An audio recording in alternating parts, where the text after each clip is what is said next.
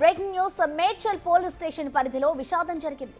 గుండ్ల పోచంపల్లికి చెందిన సోమేష్ అనే వ్యక్తి క్రికెట్ బెట్టింగ్ లో 2 లక్షలు పోగొట్టుకున్నాడు. దీంతో మనస్తాపం చెంది గౌడవెల్లి పరిధిలోని రైల్వే ట్రాక్ పై ఆత్మహత్యకు పాల్పడ్డాడు.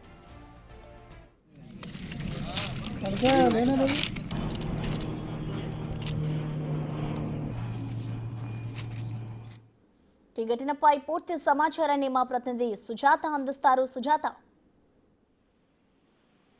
మేడ్చల్ గుండ్లపోచమ్మపల్లికి చెందిన సోమేష్ గత కొన్ని సంవత్సరాల నుంచి క్రికెట్ బెట్టింగ్ కి సంబంధించినటువంటి గేమ్స్ ఆడుతూ చాలా వరకు డబ్బులు పోగొట్టుకున్నట్లు కుటుంబ సభ్యులకు ఎప్పుడు కూడా ఎవరికి చెప్పలేదని కుటుంబ సభ్యులు చెప్తున్నారు. అయితే క్రికెట్ బెట్టింగ్ చేస్తున్నటువంటి టైంలో 2 లక్షల రూపాయలు పోవడంతో తన అప్పును ఎలా చెల్లించాలని తెలియక మనోవేదనకి గురి అయి తన నిన్న రైలు పట్టాల కింద పడి తన ఆత్మహత్య చేసుకున్నటువంటి పరిస్థితి నేపథ్యంలో ఎవరు చూడనటువంటి టైంలోనే రైల్వే పట్టాల కిందకి వెళ్ళి తను చనిపోవాలి అని చెప్పి అక్కడికి వెళ్ళినటువంటి టైంలో ఎవరు లేకపోవడంతో ఎవరు కూడా తనను గుర్తించలేరు. కానీ అటుగా వెళ్తున్నటువంటి ట్రైన్ తన మీద వెళ్ళిపోవడంతో అక్కడికక్కడే మృతి చెందాడు.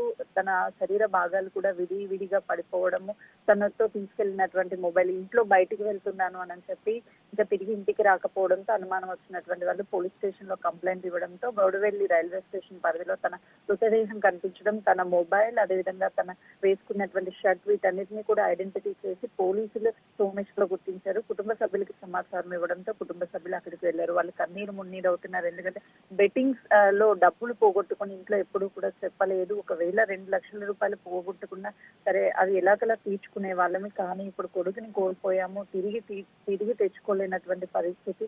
మా కొడుకు మాకు తిరిగి రాలేడు అనే ఆలోచన కూడా మేము భరించలేకపోతున్నామని వాళ్ళు కన్నీరు మున్నీరు అవుతున్నారు. ఇప్పటికే ఈ బెట్టింగ్ యాప్స్ ప్రభావం అనేది యువత మీద ఎక్కువగా చూపుతుంది. తక్కువ టైంలో ఎక్కువ డబ్బుని ఎర్న్ చేయడానికి బయట నుంచి అప్పులు చేసి, లేదు అని అంటే ఇంట్లో ఉన్నటువంటి బంగారాన్ని కుదువ పెట్టి ఈ విధంగా వివిధ రూపాల్లో అప్పులు తీసుకోవచ్చు మరి బెట్టింగ్ యాప్స్ లో పెట్టి నష్టపోతున్నటువంటి సందర్భాలు చూస్తున్నాము. అయితే ప్రధానంగా బెట్టింగ్ యాప్స్ తో పాటు ఈ క్రికెట్ బెట్టింగ్ కి సంబంధించి ఎక్కువ డబ్బుల్ని పోగొట్టుకుని మనోవేదనకి గురి అవి ఎలా తీర్చాలి ఏంటి అని తెలియకనే తను సూసైడ్ చేసుకున్నట్లుగా కూడా అయితే ప్రాథమికంగా నిర్ధారించారు. Thank you Sujatha.